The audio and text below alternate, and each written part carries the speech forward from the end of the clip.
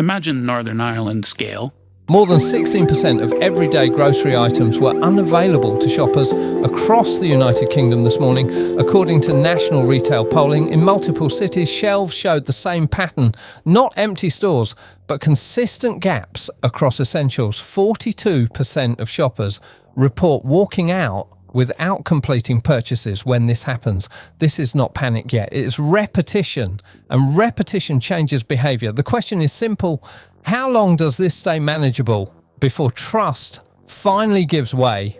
Britain is headed towards civil war, and he advised people living in its large cities to move before the violence starts. The same data reveals a sharp shift in consumer loyalty. 67% of shoppers say they actively favour stores that maintain stocked shelves, while 58% avoid retailers that repeatedly run out.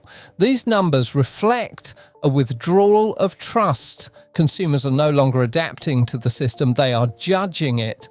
Reliability has become the defining metric. Britain displays many of the signs of being a failed state, such as economic decline, total loss of trust in the police, and a fractious and increasingly extreme politics. Not price or branding. Retail Times also highlights a more destabilising behaviour. 42% of shoppers report leaving stores without buying anything when key products are missing. This is not substitution, it is abandonment.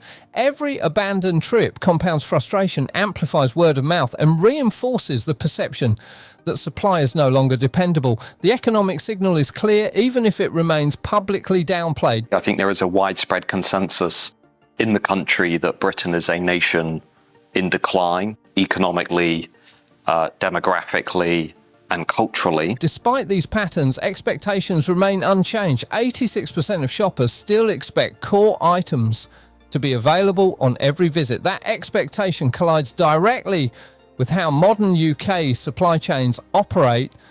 The mismatch is not addressed openly, it is absorbed silently through reduced visibility, altered layouts, and the absence of explanation. The result is confusion rather than clarity. Behind the shelves, structural pressures continue to accumulate. Research from the University of Manchester shows how repeated disruptions have stripped resilience from supermarket logistics. Pandemic panic buying, regional flooding, and distribution centre strikes each eroded buffer capacity. Recovery restored flow but not strength. The system resumed operation thinner, faster, and more exposed to shock. The Institute of Economic Affairs explains the vulnerability plainly. The UK retail sector operates on a just-in-time model that holds only days, sometimes a single week of inventory.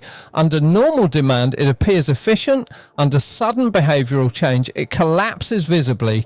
Overnight emptiness is not anomalous. It is the expected outcome of a system designed without slack. Labour constraints magnify the effect. Retail Insight DIO reports ongoing shortages in heavy goods vehicle drivers and warehouse staff.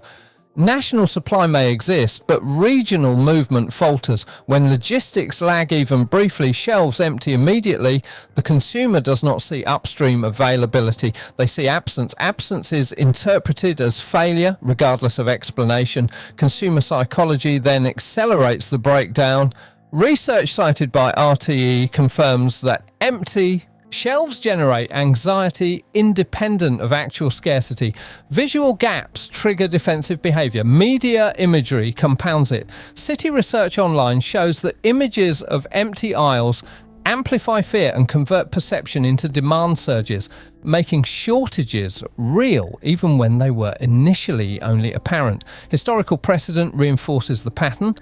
Sky News documentation of early COVID toilet paper shortages shows how demand spikes alone sustained strain for weeks without supply collapse. What is happening now follows the same logic. This is not spontaneous chaos. It is a feedback loop created by fragile systems, amplified perception, and institutional silence.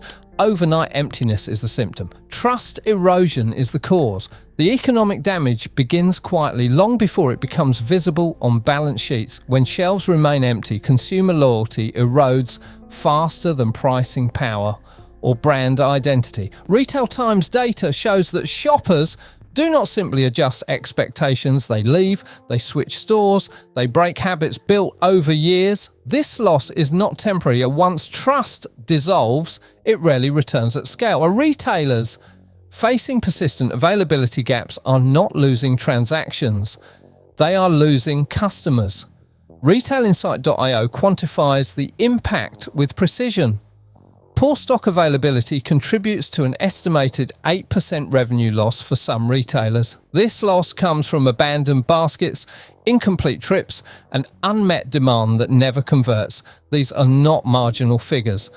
In an industry operating on thin margins, 8% represents the difference between stability and contraction. The absence of goods does not delay revenue, it permanently deletes it. Logistics pressure compounds the damage. When shelves empty unexpectedly, retailers are forced into reactive behavior. Emergency restocking, expedited freight, short notice supplier shifts.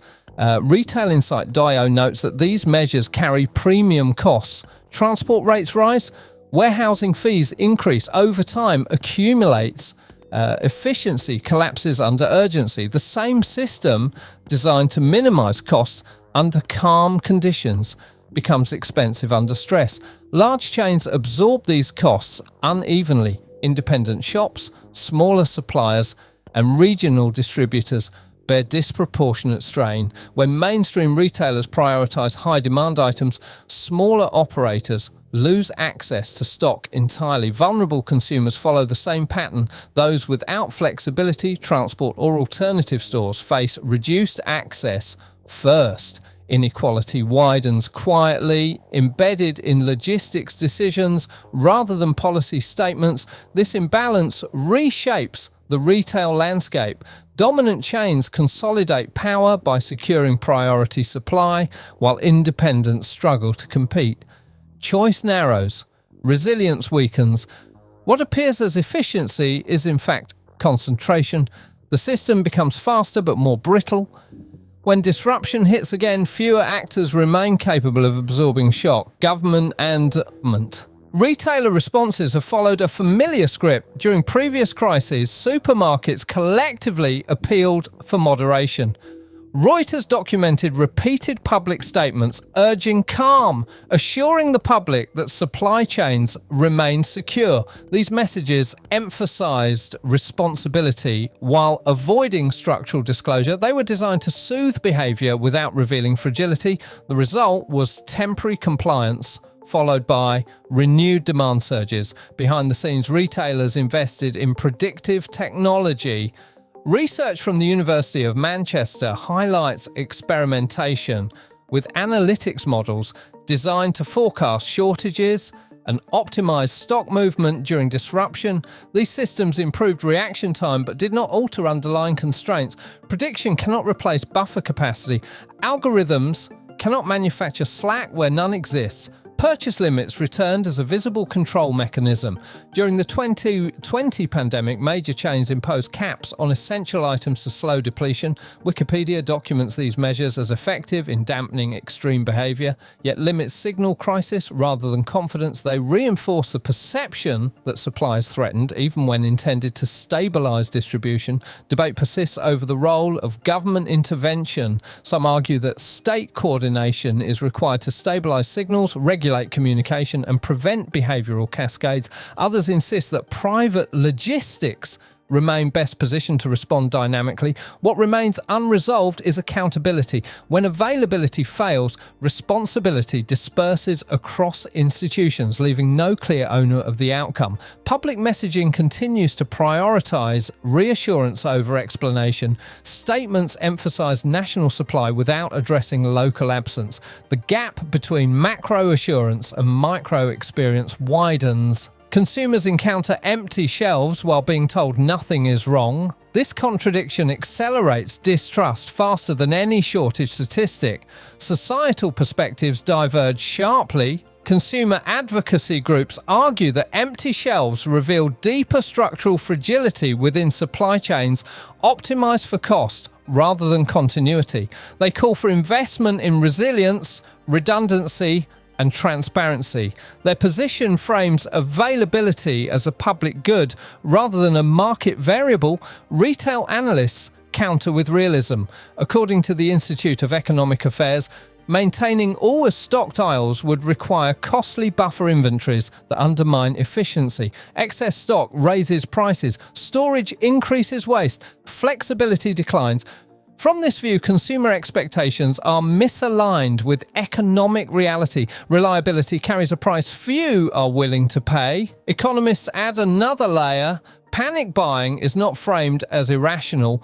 The Institute of Economic Affairs notes that under uncertainty, stockpiling is a rational response to perceived risk. When individuals lack confidence in system continuity, they act to protect personal access. This behaviour is not emotional excess, it is adaptive under opacity. Media coverage sits at the centre of contention. City Research Online warns that sensational reporting on empty shelves distorts risk perception. Images travel faster than explanations. Headlines amplify fear. Coverage intended to inform can inadvertently accelerate the very behaviour it documents. Visibility becomes an accelerant rather than a safeguard. The outcome is a loop. Structural fragility produces visible gaps. Gaps trigger behavioural response. Response overwhelms logistics. Logistic strain reinforces absence. Institutions manage optics to preserve calm. Silence replaces transparency. Trust decays further.